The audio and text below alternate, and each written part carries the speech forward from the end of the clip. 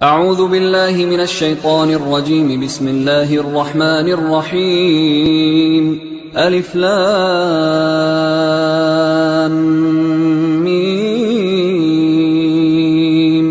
ذلك الكتاب لا ريب فيه هدى للمتقين الذين يؤمنون بالغيب ويقيمون الصلاة ومما رزقناهم ينفقون والذين يؤمنون بما أنزل إليك وما أنزل من قبلك وبالآخرة هم يوقنون أولئك على هدى من ربهم وأولئك هم المفلحون. إن الذين كفروا سواء عليهم أأنذرتهم أم لم تنذرهم لا يؤمنون. ختم الله على قلوبهم وعلى سمعهم وعلى أبصارهم غشاوة ولهم عذاب عظيم. ومن الناس من يقول آمنا بالله وباليوم الآخر وما هم بمؤمنين يخادعون الله والذين آمنوا وما يخدعون إلا أنفسهم وما يشعرون. في قلوبهم مرض فزادهم الله مرضا ولهم عذاب أليم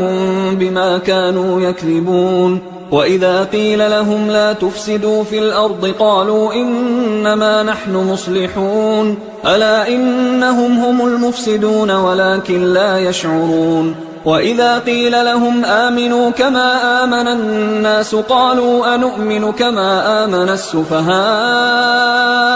ألا إنهم هم السفهاء ولكن لا يعلمون. وإذا لقوا الذين آمنوا قالوا آمنا وإذا خلوا إلى شياطينهم قالوا إنا معكم إنما نحن مستهزئون. الله يستهزئ بهم ويمدهم في طغيانهم يعمهون. أولئك الذين اشتروا الضلالة بالهدى فما ربحت تجارتهم وما كانوا مهتدين. مثلهم كمثل الذي استوقد نارا فلما أضاءت ما حوله ذهب الله بنورهم وتركهم في ظلمات لا يبصرون. صم بكم عمي فهم لا يرجعون. أو كصيب من السماء فيه ظلمات ورعد وبرق يجعلون أصابعهم في آذانهم من الصواعق حذر الموت والله محيط بالكافرين. يكاد البرق يخطف أبصارهم كلما أضاء لهم مشوا فيه وإذا أظلم عليهم قاموا ولو شاء الله لذهب بسمعهم وأبصارهم إن الله على كل شيء قدير. يا أيها الناس اعبدوا ربكم الذي خلقكم والذين من قبلكم لعلكم تتقون الذي جعل لكم الأرض فراشا والسماء بناء وأنزل من السماء ماء فأخرج به من الثمرات رزقا لكم فلا تجعلوا لله أندادا وأنتم تعلمون. وإن كنتم في ريب مما نزلنا على عبدنا فأتوا بسورة من مثله وادعوا شهداءكم من دون الله إن كنتم صادقين. فإن لم تفعلوا ولن تفعلوا فاتقوا النار التي وقودها الناس والحجارة أعدت للكافرين. وبشر الذين آمنوا وعملوا الصالحات أن لهم جنات تجري من تحتها الأنهار كلما رزقوا منها من ثمرة رزقا قالوا هذا الذي رزقنا من قبل وأتوا به متشابها ولهم فيها أزواج مطهرة وهم فيها خالدون. إن الله لا يستحيي أن يضرب مثلا ما بعوضة فما فوقها فأما الذين آمنوا فيعلمون أنه الحق من ربهم وأما الذين كفروا فيقولون ماذا أراد الله بهذا مثلا يضل به كثيرا ويهدي به كثيرا وما يضل به إلا الفاسقين الذين ينقضون عهد الله من بعد ميثاقه ويقطعون ما أمر الله به أن يوصل ويفسدون في الأرض أولئك هم الخاسرون. كيف تكفرون بالله وكنتم أمواتا فأحياكم ثم يميتكم ثم يحييكم ثم إليه ترجعون. هو الذي خلق لكم ما في الأرض جميعا ثم استوى إلى السماء فسواهن 7 سماوات وهو بكل شيء عليم. وإذ قال ربك للملائكة إني جاعل في الأرض خليفة قالوا أتجعل فيها من يفسد فيها ويسفك الدماء ونحن نسبح بحمدك ونقدس لك قال إني أعلم ما لا تعلمون. وعلم آدم الأسماء كلها ثم عرضهم على الملائكة فقال أنبئوني بأسماء هؤلاء إن كنتم صادقين. قالوا سبحانك لا علم لنا إلا ما علمتنا إنك أنت العليم الحكيم. قال يا آدم أنبئهم بأسمائهم فلما أنبأهم بأسمائهم قال ألم أقل لكم إني أعلم غيب السماوات والأرض وأعلم ما تبدون وما كنتم تكتمون. وإذ قلنا للملائكة اسجدوا لآدم فسجدوا إلا إبليس أبى واستكبر وكان من الكافرين. وقلنا يا آدم اسكن أنت وزوجك الجنة وكلا منها رغدا حيث شئتما ولا تقربا هذه الشجرة فتكونا من الظالمين. فأزلهما الشيطان عنها فأخرجهما مما كانا فيه وقلنا اهبطوا بعضكم لبعض عدو ولكم في الأرض مستقر ومتاع إلى حين. فتلقى آدم من ربه كلمات فتاب عليه إنه هو التواب الرحيم. قلنا اهبطوا منها جميعا فإما يأتينكم مني هدى فمن تبع هداي فلا خوف عليهم ولا هم يحزنون. والذين كفروا وكذبوا بآياتنا أولئك أصحاب النار هم فيها خالدون. يا بني إسرائيل اذكروا نعمتي التي أنعمت عليكم وأوفوا بعهدي أوف بعهدكم وإياي فارهبون. وآمنوا بما أنزلت مصدقا لما معكم ولا تكونوا أول كافر به ولا تشتروا بآياتي ثمنا قليلا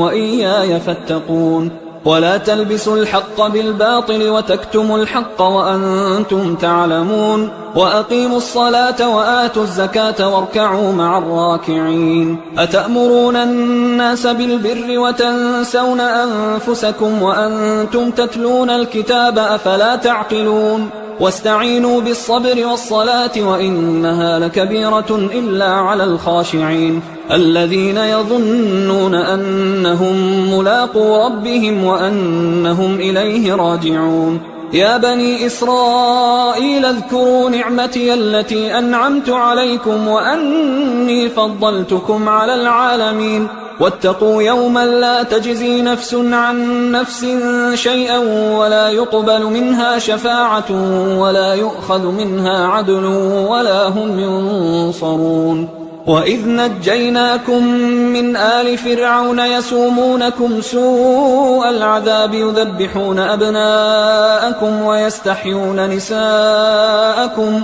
وفي ذلكم بلاء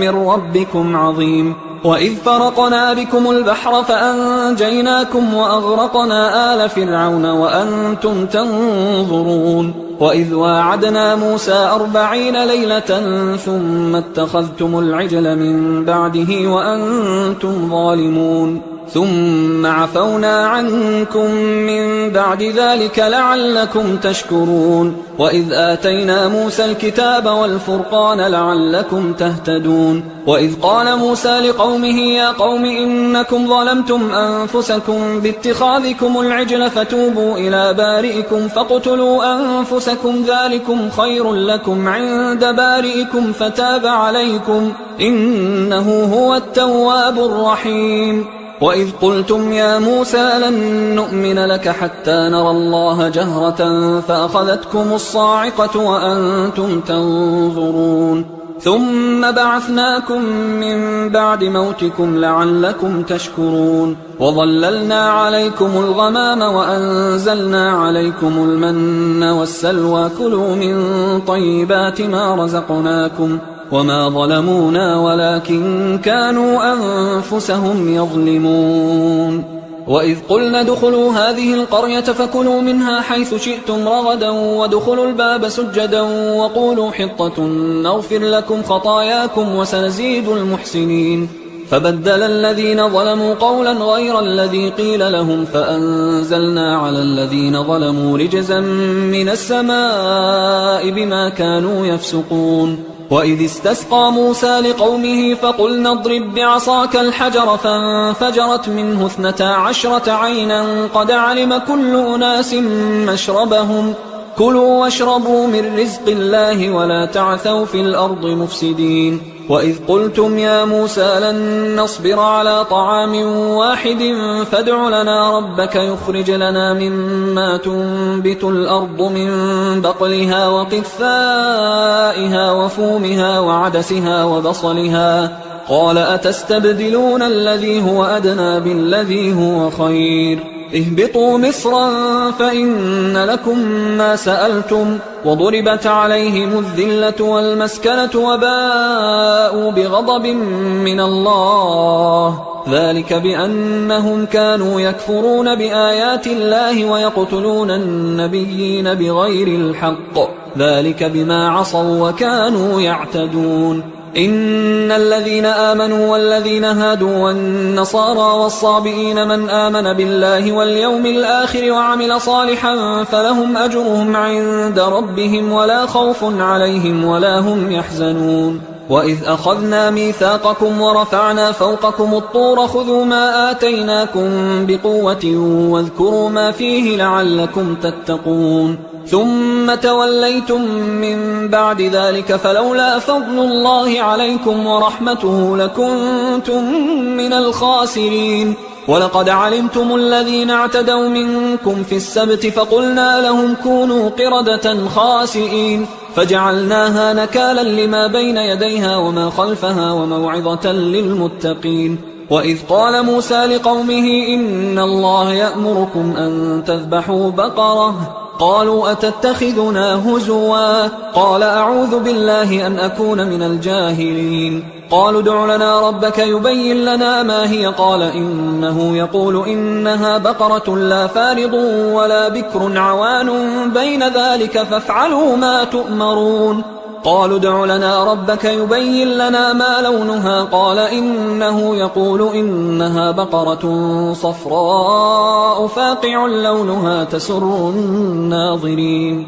قالوا ادع لنا ربك يبين لنا ما هي إن البقرة شابه علينا وإنا إن شاء الله لمهتدون قال إنه يقول إنها بقرة لا ذلول تثير الأرض ولا تسقي الحرث مسلمة لا شية فيها قالوا الآن جئت بالحق فذبحوها وما كادوا يفعلون وإذ قتلتم نفسا فادارأتم فيها والله مخرج ما كنتم تكتمون فقلنا اضربوه ببعضها كذلك يحيي الله الموتى ويريكم آياته لعلكم تعقلون ثم قست قلوبكم من بعد ذلك فهي كالحجارة أو أشد قسوة وإن من الحجارة لما يتفجر منه الأنهار وإن منها لما يشقق فيخرج منه الماء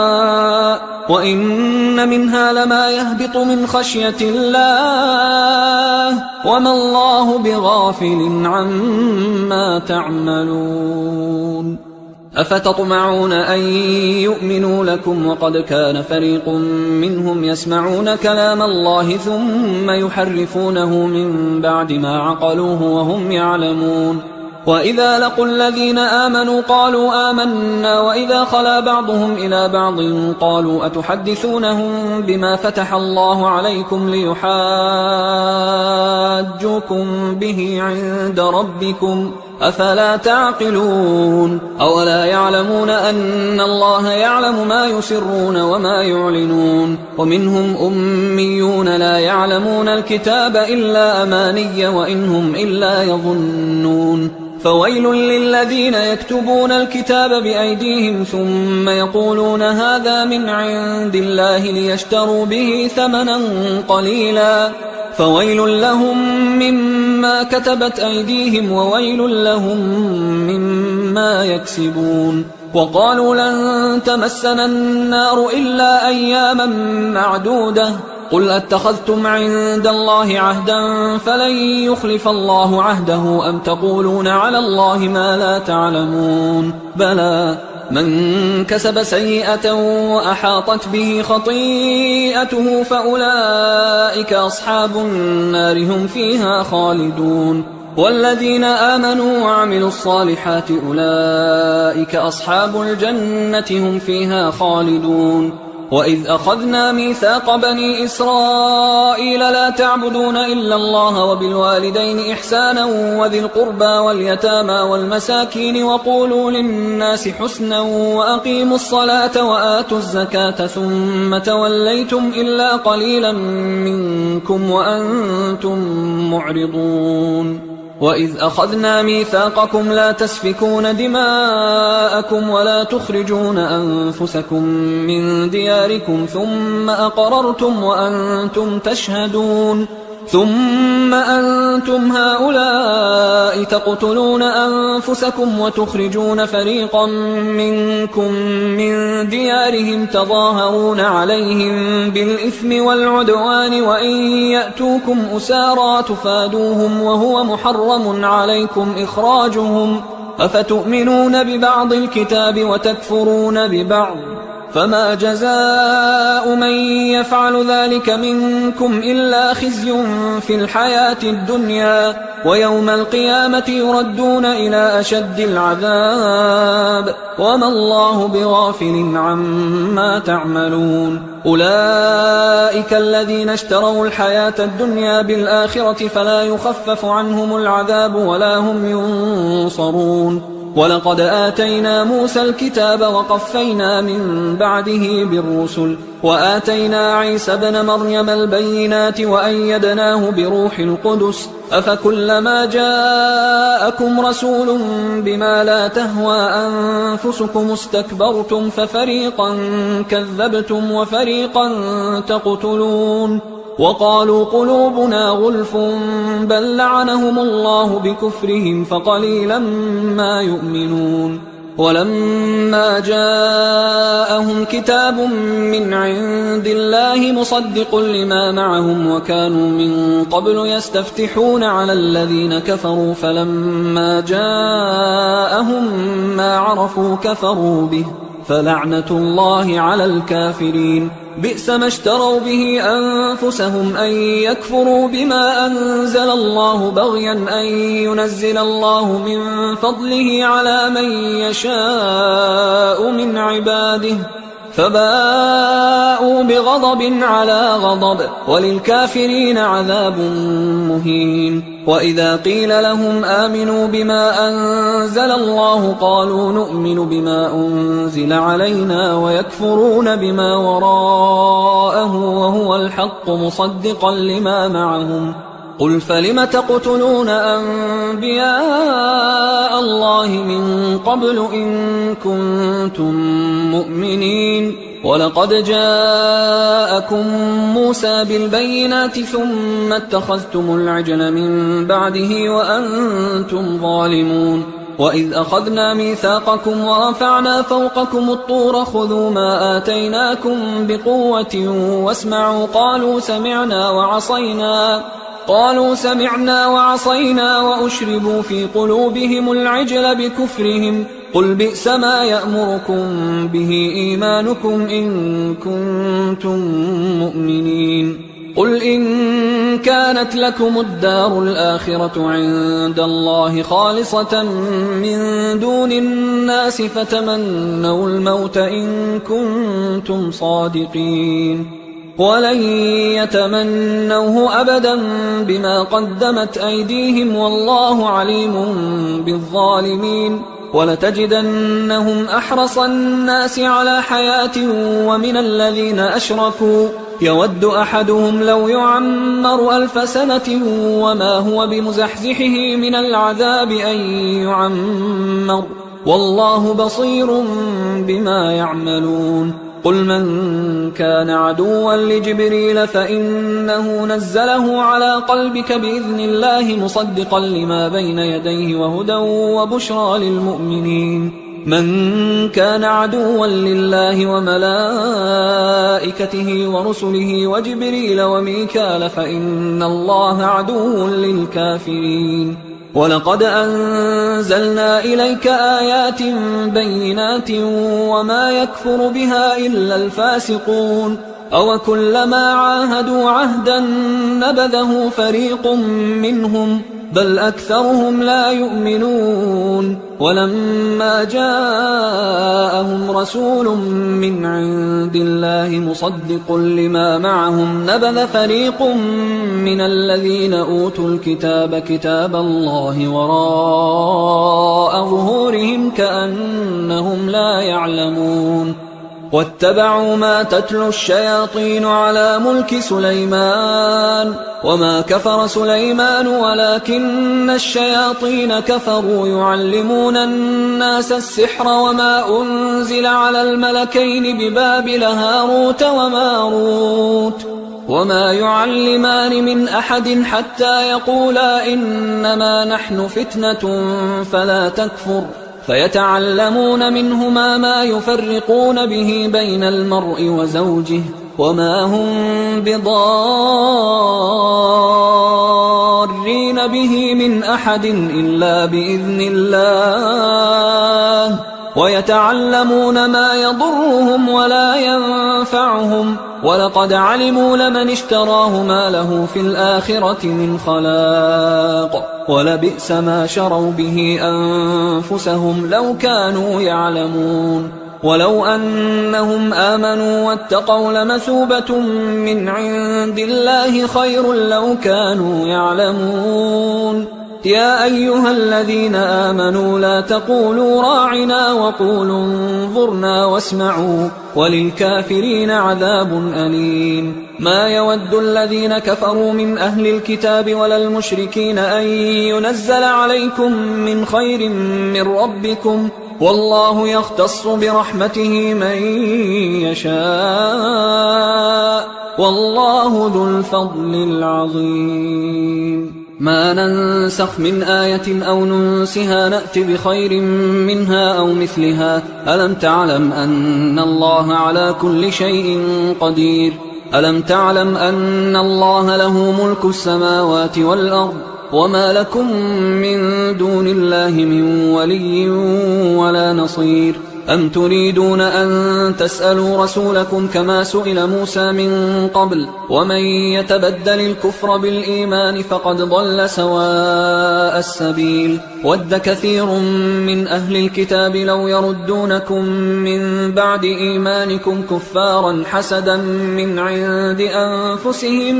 من بعد ما تبين لهم الحق فاعفوا واصفحوا حتى يأتي الله بأمره إن الله على كل شيء قدير وأقيموا الصلاة وآتوا الزكاة وما تقدموا لأنفسكم من خير تجدوه عند الله إن الله بما تعملون بصير وقالوا لن يدخل الجنة إلا من كان هودا أو نصارى تلك أمانيهم قل هاتوا برهانكم إن كنتم صادقين بلى من أسلم وجهه لله وهو محسن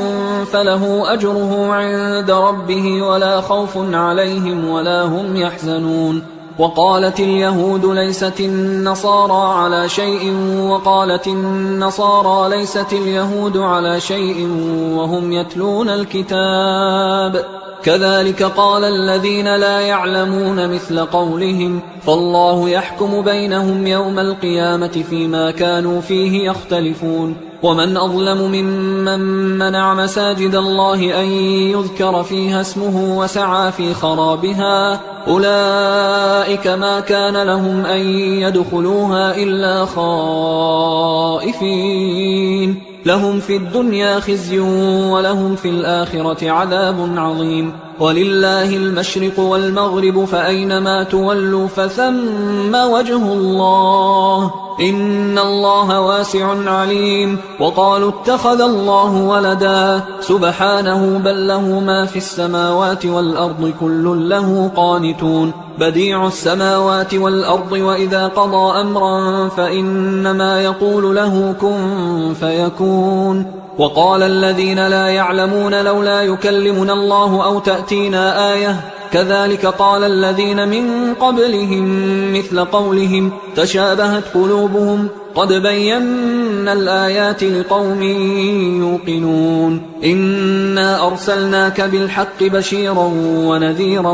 ولا تسأل عن أصحاب الجحيم ولن ترضى عنك اليهود ولا النصارى حتى تتبع ملتهم قل إن هدى الله هو الهدى ولئن اتبعت أهواءهم بعد الذي جاءك من العلم ما لك من الله من ولي ولا نصير الذين آتيناهم الكتاب يتلونه حق تلاوته أولئك يؤمنون به ومن يكفر به فأولئك هم الخاسرون يا بني إسرائيل اذكروا نعمتي التي أنعمت عليكم وأني فضلتكم على العالمين واتقوا يوما لا تجزي نفس عن نفس شيئا ولا يقبل منها عدل ولا تنفعها شفاعة ولا هم ينصرون وإذ ابتلى إبراهيم ربه بكلمات فأتمهن قال إني جاعلك للناس إماما قال ومن ذريتي قال لا ينال عهد الظالمين وإذ جعلنا البيت مثابة للناس وأمنا واتخذوا من مقام إبراهيم مصلى وعهدنا إلى إبراهيم وإسماعيل أن طهرا بيتي للطائفين والعاكفين والركع السجود وإذ قال إبراهيم رب اجعل هذا بلدا آمنا وارزق أهله من الثمرات من آمن منهم بالله واليوم الآخر قال ومن كفر فأمتعه قليلا ثم أضطره إلى عذاب النار وبئس المصير وإذ يرفع إبراهيم القواعد من البيت وإسماعيل ربنا تقبل منا إنك أنت السميع العليم ربنا وجعلنا مسلمين لك ومن ذريتنا أمة مسلمة لك وأرنا مناسكنا وتب علينا إنك أنت التواب الرحيم ربنا وابعث فيهم رسولا منهم يتلو عليهم آياتك ويعلمهم الكتاب والحكمة ويزكيهم إنك أنت العزيز الحكيم ومن يرغب عن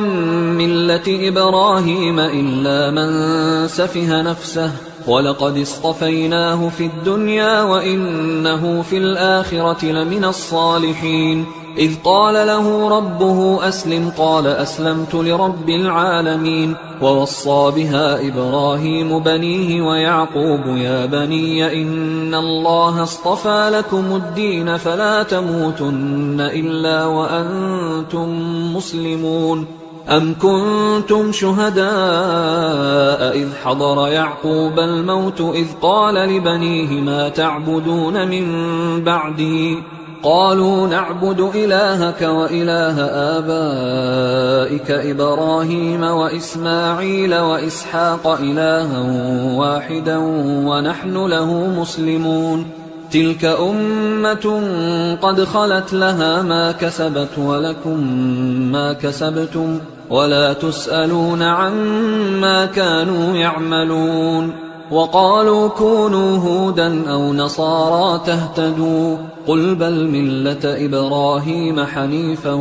وما كان من المشركين. قولوا آمنا بالله وما أنزل إلينا وما أنزل إلى إبراهيم وإسماعيل وإسحاق ويعقوب والأسباط وما أوتي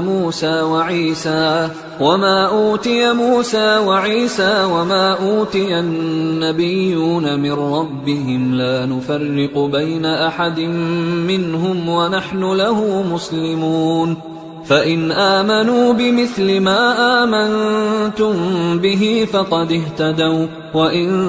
تولوا فإنما هم في شقاق فسيكفيكهم الله وهو السميع العليم. صبغة الله ومن أحسن من الله صبغة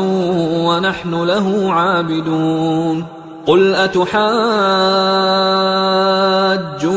في الله وهو ربنا وربكم ولنا أعمالنا ولكم أعمالكم ونحن له مخلصون. أم تقولون إن إبراهيم وإسماعيل وإسحاق ويعقوب والأسباط كانوا هودا أو نصارى قل أأنتم أعلم أم الله ومن أظلم ممن كتم شهادة عنده من الله وما الله بغافل عما تعملون. تلك أمة قد خلت لها ما كسبت ولكم ما كسبتم ولا تسألون عما كانوا يعملون. سيقول السفهاء من الناس ما ولاهم عن قبلتهم التي كانوا عليها قل لله المشرق والمغرب يهدي من يشاء إلى صراط مستقيم. وكذلك جعلناكم أمة وسطا لتكونوا شهداء على الناس ويكون الرسول عليكم شهيدا. وما جعلنا القبلة التي كنت عليها إلا لنعلم من يتبع الرسول ممن ينقلب على عقبيه وإن كانت لكبيرة إلا على الذين هدى الله وما كان الله ليضيع إيمانكم إن الله بالناس لرؤوف رحيم. قد نرى تقلب وجهك في السماء فلنولينك قبلة ترضاها فول وجهك شطر المسجد الحرام وحيث ما كنتم فولوا وجوهكم شطره وإن الذين أوتوا الكتاب ليعلمون أنه الحق من ربهم وما الله بغافل عما يعملون. ولئن أتيت الذين أوتوا الكتاب بكل آية ما تبعوا قبلتك وما أنت بتابع قبلتهم وما بعضهم بتابع قبلة بعض ولئن اتبعت أهواءهم من بعد ما جاءك من العلم إنك إذا لمن الظالمين. الذين آتيناهم الكتاب يعرفونه كما يعرفون أبناءهم وإن فريقا منهم ليكتمون الحق وهم يعلمون الحق من ربك فلا تكونن من الممترين ولكل وجهة هو موليها فاستبقوا الخيرات أينما تكونوا يأت بكم الله جميعا إن الله على كل شيء قدير ومن حيث خرجت فول وجهك شطر المسجد الحرام وإنه للحق من ربك وما الله بغافل عما تعملون ومن حيث خرجت فول وجهك شطر المسجد الحرام وحيث ما كنتم فولوا وجوهكم شطره لئلا يكون للناس عليكم حجة إلا الذين ظلموا منهم فلا تخشوهم واخشوني ولأتم نعمتي عليكم ولعلكم تهتدون كما أرسلنا فيكم رسولا منكم يتلو عليكم آياتنا ويزكيكم ويعلمكم الكتاب والحكمة ويعلمكم ما لم تكونوا تعلمون فاذكروني أذكركم واشكروا لي ولا تكفرون يا أيها الذين آمنوا استعينوا بالصبر والصلاة إن الله مع الصابرين ولا تقولوا لمن يقتل في سبيل الله أموات بل أحياء ولكن لا تشعرون ولنبلونكم بشيء من الخوف والجوع ونقص من الأموال والأنفس والثمرات وبشر الصابرين الذين إذا أصابتهم مصيبة قالوا إنا لله وإنا إليه راجعون أولئك عليهم صلوات من ربهم ورحمة وأولئك هم المهتدون إن الصفا والمروة من شعائر الله فمن حج البيت أو اعتمر فلا جناح عليه أن يطوف بهما ومن تطوع خيرا فإن الله شاكر عليم إن الذين يكتمون ما أنزلنا من البينات والهدى من بعد ما بيناه للناس في الكتاب أولئك يلعنهم الله ويلعنهم اللاعنون إلا الذين تابوا وأصلحوا وبينوا فأولئك أتوب عليهم وأنا التواب الرحيم إن الذين كفروا وماتوا وهم كفار أولئك عليهم لعنة الله والملائكة والناس أجمعين خالدين فيها لا يخفف عنهم العذاب ولا هم ينظرون وإلهكم إله واحد لا إله إلا هو الرحمن الرحيم إن في خلق السماوات والأرض واختلاف الليل والنهار والفلك التي تجري في البحر بما ينفع الناس وما أنزل الله من السماء من ماء فأحيا به الأرض بعد موتها وبث فيها من كل دابة وتصريف الرياح والسحاب المسخر بين السماء والأرض لآيات لقوم يعقلون ومن الناس من يتخذ من دون الله أندادا يحبونهم كحب الله والذين آمنوا أشد حبا لله ولو يرى الذين ظلموا إذ يرون العذاب أن القوة لله جميعا وأن الله شديد العذاب إذ تبرأ الذين اتبعوا من الذين اتبعوا ورأوا العذاب وتقطعت بهم الأسباب وقال الذين اتبعوا لو أن لنا كرة فنتبرأ منهم كما تبرأوا منا كذلك يريهم الله أعمالهم حسرات عليهم وما هم بخارجين من النار. يا أيها الناس كلوا مما في الأرض حلالا طيبا ولا تتبعوا خطوات الشيطان إنه لكم عدو مبين. إنما يأمركم بالسوء والفحشاء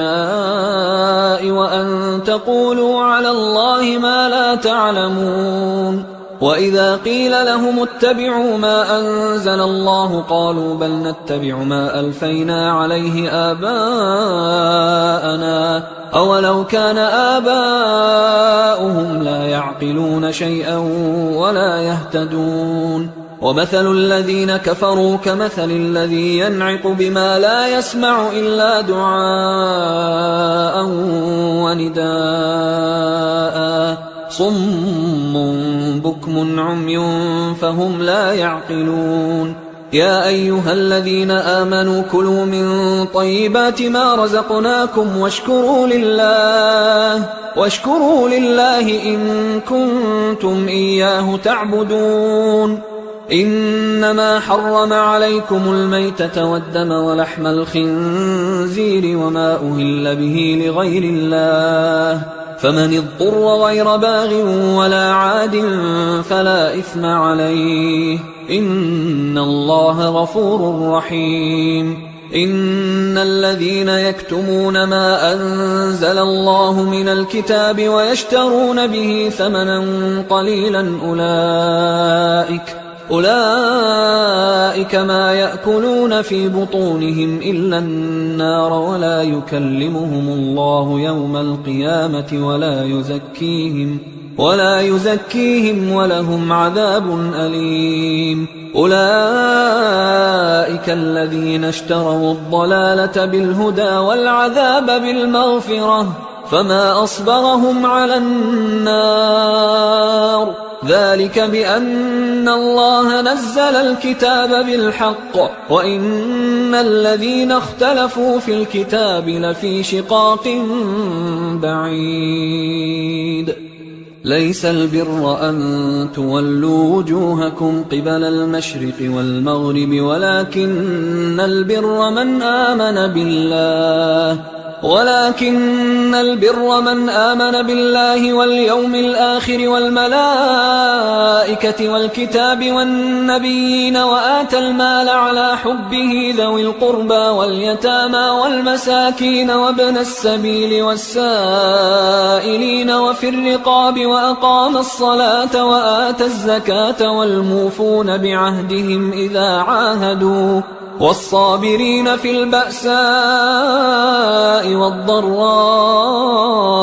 وحين البأس أولئك الذين صدقوا وأولئك هم المتقون. يا أيها الذين آمنوا كتب عليكم القصاص في القتلى الحر بالحر والعبد بالعبد والأنثى بالأنثى فمن عفي له من أخيه شيء فاتباع بالمعروف وأداء إليه بإحسان ذلك تخفيف من ربكم ورحمة فمن اعتدى بعد ذلك فله عذاب أليم. ولكم في القصاص حياة يا أولي الألباب لعلكم تتقون. كتب عليكم إذا حضر أحدكم الموت إن ترك خيرا الوصية للوالدين والأقربين بالمعروف حقا على المتقين فمن بدله بعدما سمعه فإنما إثمه على الذين يبدلونه إن الله سميع عليم. فمن خاف من موص جنفا أو إثما فأصلح بينهم فلا إثم عليه إن الله غفور رحيم. يا أيها الذين آمنوا كتب عليكم الصيام كما كتب على الذين من قبلكم لعلكم تتقون أياما معدودات، فمن كان منكم مريضا أو على سفر فعدة من أيام أخر، وعلى الذين يطيقونه فدية طعام مسكين، فمن تطوع خيرا فهو خير له، وأن تصوموا خير لكم إن كنتم تعلمون. شهر رمضان الذي أنزل فيه القرآن هدى للناس وبينات من الهدى والفرقان، فمن شهد منكم الشهر فليصم، ومن كان مريضا أو على سفر فعدة من أيام أخر، يريد الله بكم اليسر ولا يريد بكم العسر ولتكملوا العدة ولتكبروا الله على ما هداكم ولعلكم تشكرون. وإذا سألك عبادي عني فإني قريب أجيب دعوة الداعي إذا دعان، فليستجيبوا لي وليؤمنوا بي لعلهم يرشدون. أحل لكم ليلة الصيام الرفث إلى نسائكم هن لباس لكم وأنتم لباس لهن، علم الله أنكم كنتم تختانون أنفسكم فتاب عليكم وعفى عنكم، فالآن باشروهن وابتغوا ما كتب الله لكم، وكلوا واشربوا حتى يتبين لكم الخيط الأبيض من الخيط الأسود من الفجر، ثم أتموا الصيام إلى الليل، ولا تباشروهن وأنتم عاكفون في المساجد، تلك حدود الله فلا تقربوها، كذلك يبين الله آياته للناس لعلهم يتقون. ولا تأكلوا أموالكم بينكم بالباطل وتدلوا بها إلى الحكام لتأكلوا فريقا من أموال الناس بالإثم وأنتم تعلمون. يسألونك عن الأهلة قل هي مواقيت للناس والحج، وليس البر بأن تأتوا البيوت من ظهورها ولكن البر من اتقى، وأتوا البيوت من أبوابها واتقوا الله لعلكم تفلحون. وقاتلوا في سبيل الله الذين يقاتلونكم ولا تعتدوا إن الله لا يحب المعتدين. وقتلوهم حيث ثقفتموهم وأخرجوهم من حيث أخرجوكم والفتنة أشد من القتل، ولا تقاتلوهم عند المسجد الحرام حتى يقاتلوكم فيه، فإن قاتلوكم فاقتلوهم، كذلك جزاء الكافرين، فإن انتهوا فإن الله غفور رحيم. وقاتلوهم حتى لا تكون فتنة ويكون الدين لله، فإن انتهوا فلا عدوان إلا على الظالمين. الشهر الحرام بالشهر الحرام والحرمات قصاص، فمن اعتدى عليكم فاعتدوا عليه بمثل ما اعتدى عليكم، واتقوا الله واعلموا أن الله مع المتقين. وأنفقوا في سبيل الله ولا تلقوا بأيديكم إلى التهلكة وأحسنوا إن الله يحب المحسنين. وأتموا الحج والعمرة لله، فإن أحصرتم فما استيسر من الهدي، ولا تحلقوا رؤوسكم حتى يبلغ الهدي محله، فمن كان منكم مريضا أو به أذى من رأسه ففدية من صيام أو صدقة أو نسك، فإذا أمنتم فمن تمتع بالعمرة إلى الحج فما استيسر من الهدي، فمن لم يجد فصيام 3 أيام في الحج و7 إذا رجعتم، تلك 10 كاملة، ذلك لمن لم يكن أهله حاضر المسجد الحرام. واتقوا الله واعلموا أن الله شديد العقاب. الحج أشهر معلومات، فمن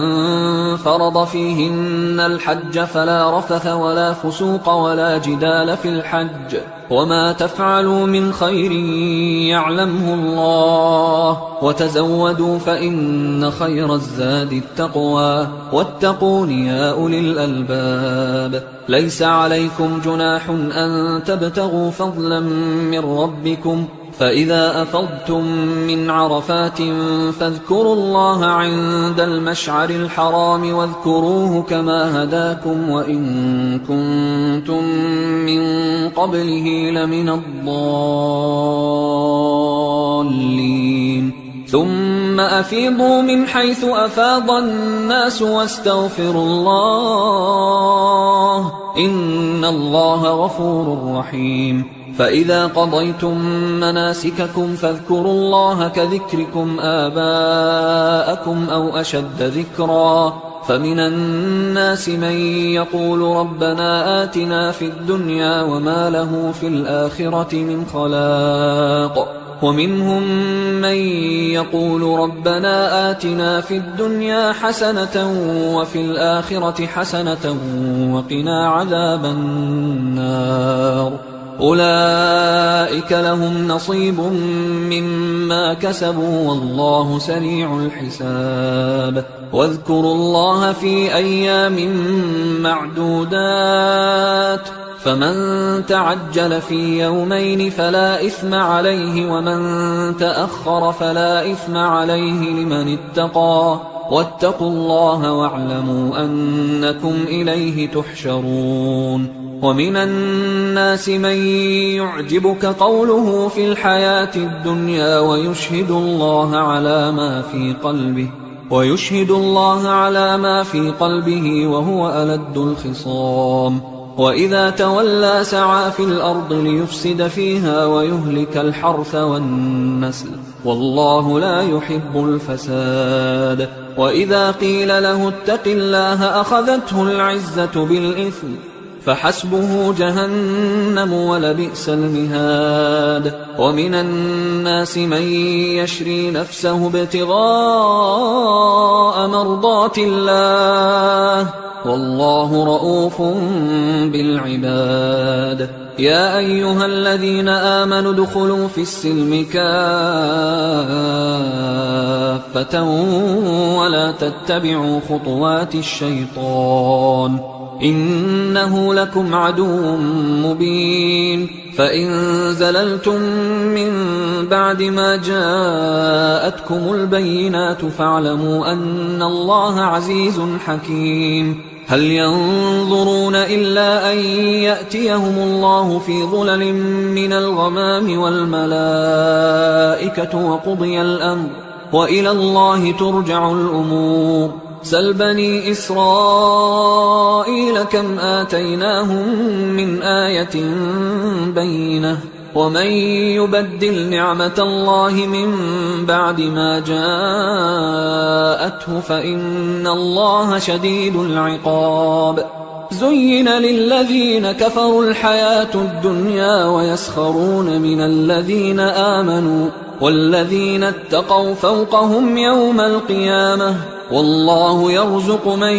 يشاء بغير حساب. كان الناس أمة واحدة فبعث الله النبيين مبشرين ومنذرين وأنزل معهم الكتاب بالحق ليحكم بين الناس فيما اختلفوا فيه وما اختلف فيه إلا الذين أوتوه من بعد ما جاءتهم البينات بغيا بينهم فهدى الله الذين آمنوا لما اختلفوا فيه من الحق بإذنه والله يهدي من يشاء إلى صراط مستقيم. أم حسبتم أن تدخلوا الجنة ولما يأتكم مثل الذين خلوا من قبلكم مستهم البأساء والضراء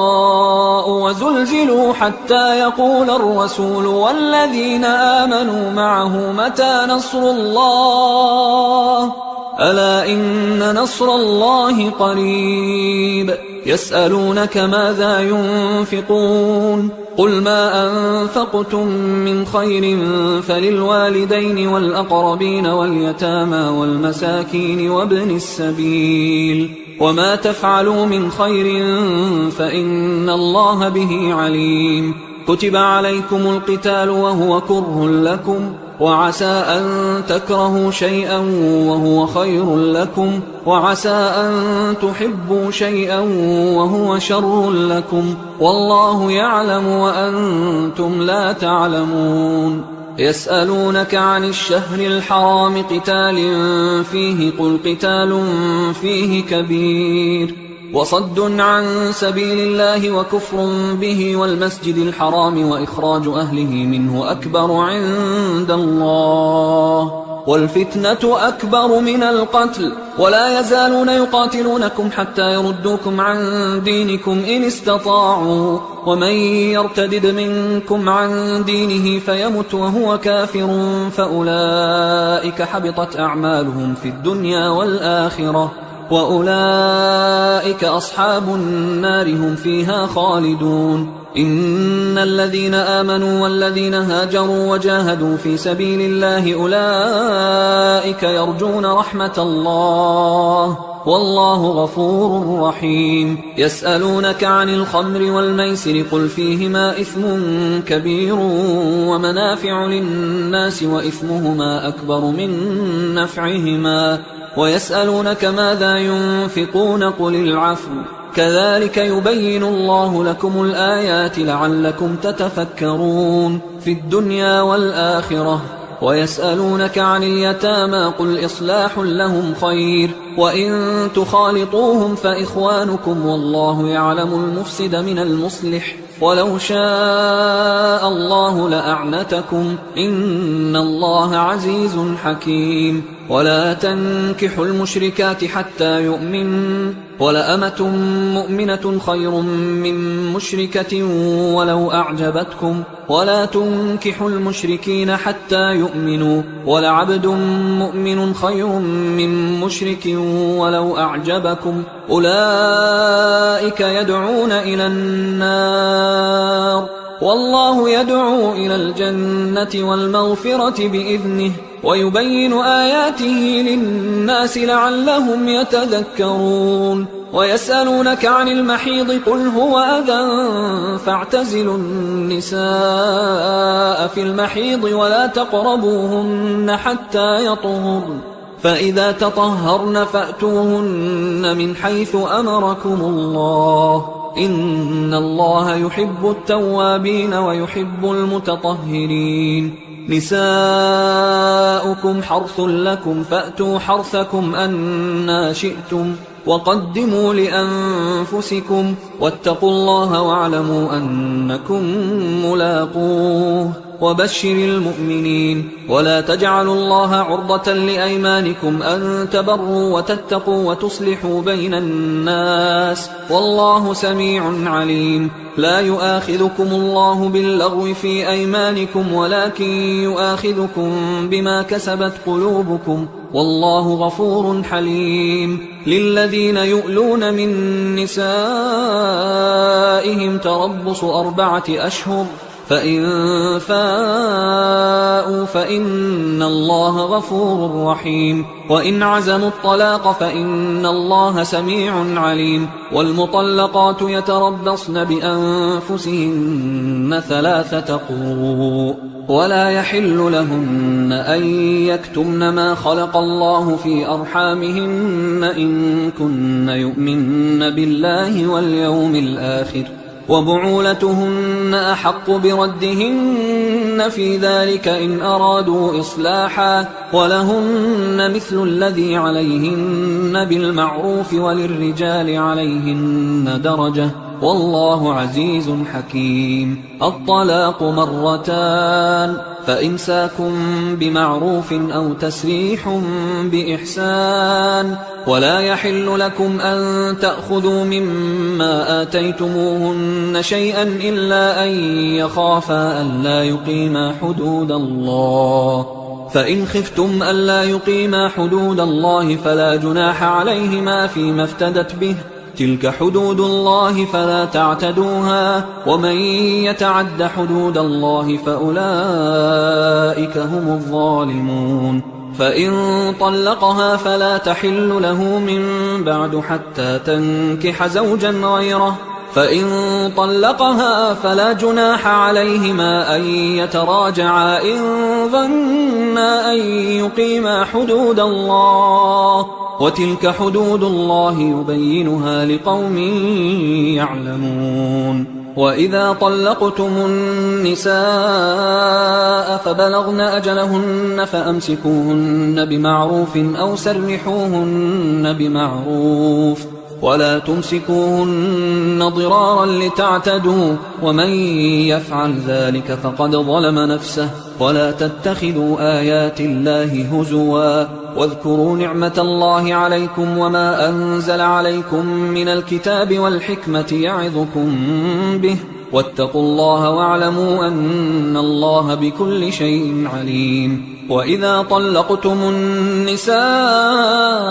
فبلغن أجلهن فلا تعضلوهن أن ينكحن أزواجهن إذا تراضوا بينهم بالمعروف ذلك يوعظ به من كان منكم يؤمن بالله واليوم الآخر ذلكم أزكى لكم وأطهر والله يعلم وأنتم لا تعلمون والوالدات يرضعن أولادهن حولين كاملين لمن أراد أن يتم الرضاعة وعلى المولود له رزقهن وكسوتهن بالمعروف لا تكلف نفس إلا وسعها لا تضار والدة بولدها ولا مولود له بولده وعلى الوارث مثل ذلك فإن أرادا فصالا عن تراض منهما وتشاور فلا جناح عليهما وإن أردتم أن تسترضعوا أولادكم فلا جناح عليكم إذا سلمتم ما آتيتم بالمعروف واتقوا الله واعلموا أن الله بما تعملون بصير والذين يتوفون منكم ويذرون أزواجا يتربصن بأنفسهن 4 أشهر وعشرا فإذا بلغن أجلهن فلا جناح عليكم فيما فعلن في أنفسهن بالمعروف والله بما تعملون خبير ولا جناح عليكم فيما عرضتم به من خطبة النساء أو أكننتم في أنفسكم علم الله أنكم ستذكرونهن ولكن لا تواعدوهن سرا إلا أن تقولوا قولا معروفا ولا تعزموا عقدة النكاح حتى يبلغ الكتاب أجله واعلموا أن الله يعلم ما في أنفسكم فاحذروه واعلموا أن الله غفور حليم لا جناح عليكم إن طلقتم النساء ما لم تمسوهن أو تفرضوا لهن فريضة ومتعوهن على الموسع قدره وعلى المقتر قدره متاعا بالمعروف حقا على المحسنين وإن طلقتموهن من قبل أن تمسوهن وقد فرضتم لهن فريضة فنصف ما فرضتم إلا أن يعفون أو يعفو الذي بيده عقدة النكاح وأن تعفوا أقرب للتقوى ولا تنسوا الفضل بينكم إن الله بما تعملون بصير حافظوا على الصلوات والصلاة الوسطى وقوموا لله قانتين فإن خفتم فرجالا أو ركبانا فإذا أمنتم فاذكروا الله كما علمكم ما لم تكونوا تعلمون والذين يتوفون منكم ويذرون أزواجا وصية لأزواجهم متاعا إلى الحول غير إخراج فإن خرجن فلا جناح عليكم فيما فعلن في أنفسهن من معروف والله عزيز حكيم وللمطلقات متاع بالمعروف حقا على المتقين كذلك يبين الله لكم آياته لعلكم تعقلون ألم تر إلى الذين خرجوا من ديارهم وهم ألوف حذر الموت فقال لهم الله موتوا ثم أحياهم إن الله لذو فضل على الناس ولكن أكثر الناس لا يشكرون وقاتلوا في سبيل الله واعلموا أن الله سميع عليم من ذا الذي يقرض الله قرضا حسنا فيضاعفه له أضعافا كثيرة والله يقبض ويبسط وإليه ترجعون ألم تر إلى الملأ من بني إسرائيل من بعد موسى إذ قالوا لنبي له مبعث لنا ملكا نقاتل في سبيل الله قال هل عسيتم إن كتب عليكم القتال ألا تقاتلوا قالوا وما لنا ألا نقاتل في سبيل الله وقد أخرجنا من ديارنا وأبنائنا فلما كتب عليهم القتال تولوا إلا قليلا منهم والله عليم بالظالمين وقال لهم نبيهم إن الله قد بعث لكم طالوت ملكا قالوا أنى يكون له الملك علينا ونحن أحق بالملك منه ولم يؤت سعة من المال قال إن الله اصطفاه عليكم وزاده بسطة في العلم والجسم والله يؤتي ملكه من يشاء والله واسع عليم وقال لهم نبيهم إن آية ملكه أن يأتيكم التابوت فيه سكينة من ربكم وبقية مما ترك آل موسى وآل هارون تحمله الملائكة إن في ذلك لآية لكم إن كنتم مؤمنين فلما فصل طالوت بالجنود قال إن الله مبتليكم بنهر فمن شرب منه فليس مني ومن لم يطعمه فإنه مني إلا من اغترف غرفة بيده فشربوا منه إلا قليلا منهم فلما جاوزه هو والذين آمنوا معه قالوا لا طاقة لنا اليوم بجالوت وجنوده قال الذين يظنون أنهم ملاقوا الله كم من فئة قليلة غلبت فئة كثيرة بإذن الله والله مع الصابرين ولما برزوا لجالوت وجنوده قالوا ربنا أفرغ علينا صبرا وثبت أقدامنا وانصرنا على القوم الكافرين فهزموهم بإذن الله وقتل داود جالوت وآتاه الله الملك والحكمة وعلمه مما يشاء ولولا دفع الله الناس بعضهم ببعض لفسدت الأرض ولكن الله ذو فضل على العالمين تلك آيات الله نتلوها عليك بالحق وإنك لمن المرسلين تلك الرسل فضلنا بعضهم على بعض منهم من كلم الله ورفع بعضهم درجات وآتينا عيسى ابن مريم البينات وأيدناه بروح القدس ولو شاء الله ما اقتتل الذين من بعدهم من بعد ما جاءتهم البينات ولكن اختلفوا فمنهم من آمن ومنهم من كفر ولو شاء الله ما اقتتلوا ولكن الله يفعل ما يريد يا أيها الذين آمنوا أنفقوا مما رزقناكم من قبل أن يأتي يوم لا بيع فيه ولا خلة ولا شفاعة والكافرون هم الظالمون الله لا إله إلا هو الحي القيوم لا تأخذه سنة ولا نوم له ما في السماوات وما في الأرض من ذا الذي يشفع عنده إلا بإذنه يعلم ما بين أيديهم وما خلفهم ولا يحيطون بشيء من علمه إلا بما شاء وسع كرسيه السماوات والأرض ولا يؤوده حفظهما وهو العلي العظيم لا إكراه في الدين قد تبين الرشد من الغي فمن يكفر بالطاغوت ويؤمن بالله فقد استمسك بالعروة الوثقى لا انفصام لها والله سميع عليم الله ولي الذين آمنوا يخرجهم من الظلمات إلى النور والذين كفروا أولياؤهم الطاغوت يخرجونهم من النور إلى الظلمات أولئك أصحاب النار هم فيها خالدون ألم تر إلى الذي حاج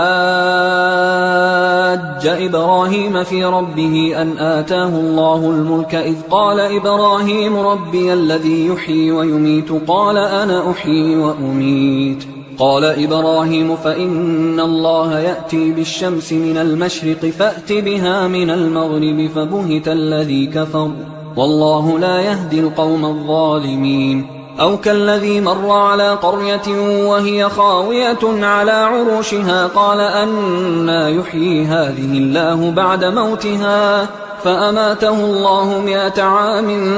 ثم بعثه قال كم لبثت قال لبثت يوما أو بعض يوم قال بل لبثت 100 عام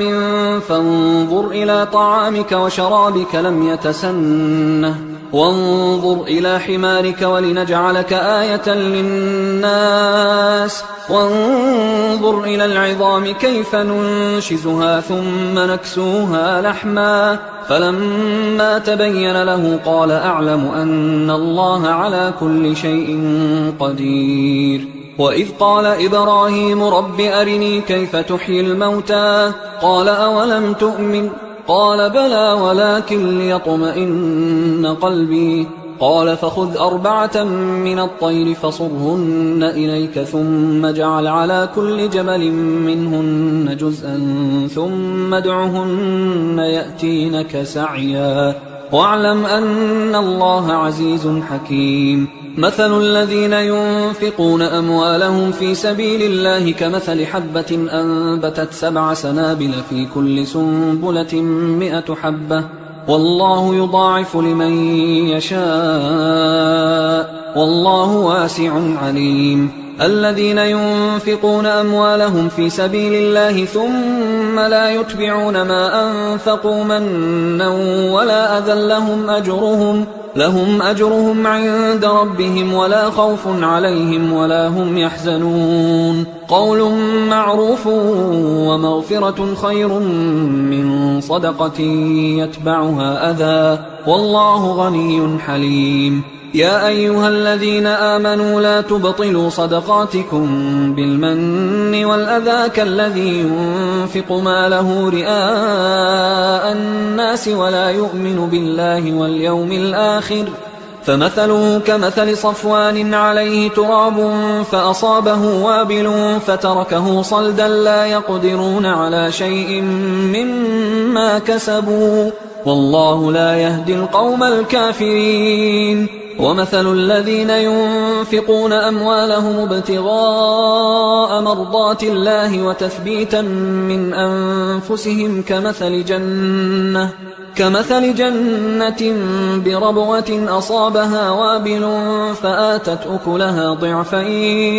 فآتت أكلها ضعفين فإن لم يصبها وابل فطل والله بما تعملون بصير أيود أحدكم أن تكون له جنة من نخيل وأعناب تجري من تحتها الأنهار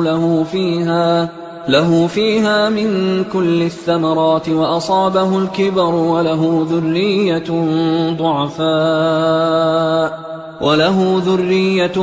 ضعفاء فأصابها إعصار فيه نار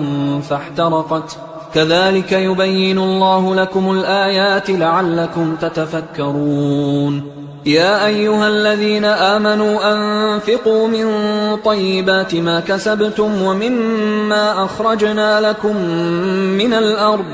ولا تيمموا الخبيث منه تنفقون ولستم بآخذيه إلا أن تغمضوا فيه واعلموا أن الله غني حميد الشيطان يعدكم الفقر ويأمركم بالفحشاء والله يعدكم مغفرة منه وفضلا والله واسع عليم يؤتي الحكمة من يشاء ومن يؤت الحكمة فقد أوتي خيرا كثيرا وما يذكر إلا أولو الألباب وما أنفقتم من نفقة أو نذرتم من نذر فإن الله يعلمه وما للظالمين من أنصار إن تبدوا الصدقات فنعما هي وإن تخفوها وتؤتوها الفقراء فهو خير لكم ويكفر عنكم من سيئاتكم والله بما تعملون خبير ليس عليك هداهم ولكن الله يهدي من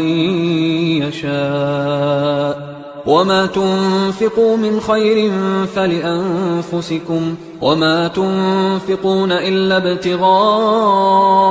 وجه الله وما تنفقوا من خير يوفى إليكم وأنتم لا تظلمون للفقراء الذين أحصروا في سبيل الله لا يستطيعون ضربا في الأرض يحسبهم الجاهل أغنياء من التعفف تعرفهم بسيماهم لا يسألون الناس إلحافا وما تنفقوا من خير فإن الله به عليم الذين ينفقون أموالهم بالليل والنهار سرا وعلانية فلهم أجرهم عند ربهم ولا خوف عليهم ولا هم يحزنون الذين يأكلون الربا لا يقومون إلا كما يقوم الذي يتخبطه الشيطان من المس ذلك بأنهم قالوا إنما البيع مثل الربا وأحل الله البيع وحرم الربا فمن جاءه موعظة من ربه فانتهى فله ما سلف وأمره إلى الله ومن عاد فأولئك أصحاب النار هم فيها خالدون يمحق الله الربا ويربي الصدقات والله لا يحب كل كفار أثيم إن الذين آمنوا وعملوا الصالحات وأقاموا الصلاة وآتوا الزكاة لهم أجرهم عند ربهم ولا خوف عليهم ولا هم يحزنون يا أيها الذين آمنوا اتقوا الله وذروا ما بقي من الربا إن كنتم مؤمنين فإن لم تفعلوا فأذنوا بحرب من الله ورسوله وإن تبتم فلكم رؤوس أموالكم لا تظلمون ولا تظلمون وإن كان ذو عسرة فنظرة إلى ميسرة وأن تصدقوا خير لكم إن كنتم تعلمون واتقوا يوما ترجعون فيه إلى الله ثم توفى كل نفس ما كسبت وهم لا يظلمون يا أيها الذين آمنوا إذا تداينتم بدين إلى أجل مسمى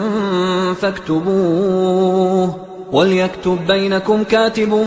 بالعدل ولا يأب كاتب أن يكتب كما علمه الله فليكتب وليملل الذي عليه الحق وليتق الله ربه ولا يبخس منه شيئا فإن كان الذي عليه الحق سفيها أو ضعيفا أو لا يستطيع أن يمله فليملل وليه بالعدل واستشهدوا شهيدين من رجالكم فإن لم يكونا رجلين فرجل وامرأتان ممن ترضون من الشهداء أن تضل إحداهما فتذكر إحداهما الأخرى ولا يأبى الشهداء إذا ما دعوا ولا تسأموا أن تكتبوه صغيرا أو كبيرا إلى أجله ذلكم أقسط عند الله وأقوم للشهادة وأدنى أن لا ترتابوا إلا أن تكون تجارة حاضرة تديرونها بينكم فليس عليكم جناح ألا تكتبوها وأشهدوا إذا تبايعتم ولا يضار كاتب ولا شهيد وإن تفعلوا فإنه فسوق بكم واتقوا الله ويعلمكم الله والله بكل شيء عليم. وإن كنتم على سفر ولم تجدوا كاتبا فرهان مقبوضة، فإن أمن بعضكم بعضا فليؤدي الذي اؤتمن أمانته وليتق الله ربه ولا تكتموا الشهادة، ومن يكتمها فإنه آثم قلبه والله بما تعملون عليم. لله ما في السماوات وما في الأرض، وإن تبدوا ما في أنفسكم أو تخفوه يحاسبكم به الله فيغفر لمن يشاء ويعذب من يشاء والله على كل شيء قدير. آمن الرسول بما أنزل إليه من ربه والمؤمنون كل آمن بالله وملائكته وكتبه ورسله لا نفرق بين أحد من رسله وقالوا سمعنا وأطعنا غفرانك ربنا وإليك المصير. لا يكلف الله نفسا إلا وسعها، لها ما كسبت وعليها ما اكتسبت. ربنا لا تؤاخذنا إن نسينا أو أخطأنا، ربنا ولا تحمل علينا إصرا كما حملته على الذين من قبلنا، ربنا ولا تحملنا ما لا طاقة لنا به، واعف عنا واغفر لنا وارحمنا، أنت مولانا فانصرنا على القوم الكافرين. حصري